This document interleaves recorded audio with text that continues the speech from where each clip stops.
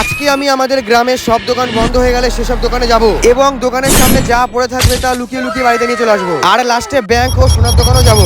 তো প্রথমে চলে আসলাম ওষুধের দোকানে, দেখি ওষুধের দোকানের সামনে ওষুধ পড়ে থাকে নাকি। হ্যাঁ, এসে খুঁজতেই অনেকগুলো ওষুধের ঠোঙা সব পেয়ে গেলাম। হ্যাঁ, এখানে যেদিকে খুঁজি সেদিকে দেখছি ওষুধ পড়ে আছে। ওষুধের দোকান, ওষুধ তো এখানে থাকবেই, তাই তো গাইজ। এরপর চলে আসলাম একটা ইলেকট্রিকের দোকানে। এই দোকানটা কিন্তু এখনো বন্ধ হয়নি, তাই জন্য খুব সাবধানে মালগুলো তুলতে হবে। এই দেখো আস্তে না আস্তে একটা ইলেকট্রিক বোর্ড পেয়ে গেলাম, এই দেখো একটা কট পেয়ে গেলাম, এই দেখো একটা লাইট, এই দেখো একটা তার। গাইজ এগুলো ঠিক করে বিক্রি করলে তো মনে হচ্ছে আমি বড়লোক হয়ে যাবো। এরপর হাঁটতে হাঁটতে চলে আসলাম আমি জুতোর দোকানে। এই দেখো জুতোর দোকানের সামনে আসতে দেখো জুতো পেয়ে গেলাম। এখান থেকে গাইজ এই জুতোগুলো নেবো না, কারণ লোকে দেখলে বলবে জুতো চোর। দেখো আমি কিন্তু সব দোকানের সামনে সবকিছু পাচ্ছি, এর জন্য ব্যাংক আর সোনার দোকানে যাবো, দেখবো ওই সোনার দোকানের সামনে আর ব্যাংকের দোকানের সামনে টাকা আর সোনা পড়ে থাকে না। দেখো গাইজ এমন কি সবজি দোকানে এসে সবজি দোকানের সামনে দেখো সবজি পড়ে আছে। এর জন্য আমি 1 মিনিটও দেরি না করে চলে আসলাম ডাইরেক্ট সোনার দোকানের সামনে। মা লক্ষ্মী জুয়েলার্স, এটা আমাদের যাত্রাপুরের সবচেয়ে বড় সোনার দোকান। বাবা এই দোকানের সামনে আসতে তো দেখছি পুরো পরিষ্কার। এই তো কি একটা চকচক করছে, ও মনে হচ্ছে পুরো রূপোর কয়েন পেয়েছি একটা। গাইজ দেখো দেখো তোমরাও দেখো। গাইজ এতক্ষণ ধরে এটাকে যা ভাবছিলাম কিন্তু তা না, এটা একটা কাগজ। গাইজ এটাই কিন্তু খারাপ লাগছে, সব দোকানের সামনে সবকিছু পেলাম কিন্তু সোনার দোকানের সামনে সোনা আর পাচ্ছি না। অনেক খুঁজলাম, সোনা কি সোনার টুকরো পাচ্ছে না একটুখানি। তাই দোকানের সামনে থেকে একটুখানি ধুলো নিয়ে নিলাম, বাইরে গিয়ে দেখবো সোনা আছে নাকি। এবার সোনার দোকান ছেড়ে চলে আসলাম ব্যাংকে। তোমাদের কি মনে হচ্ছে টাকা পাবো? পাবো কি, এই দেখো 1 মুহূর্ত টাকা পেয়ে গেছি। ও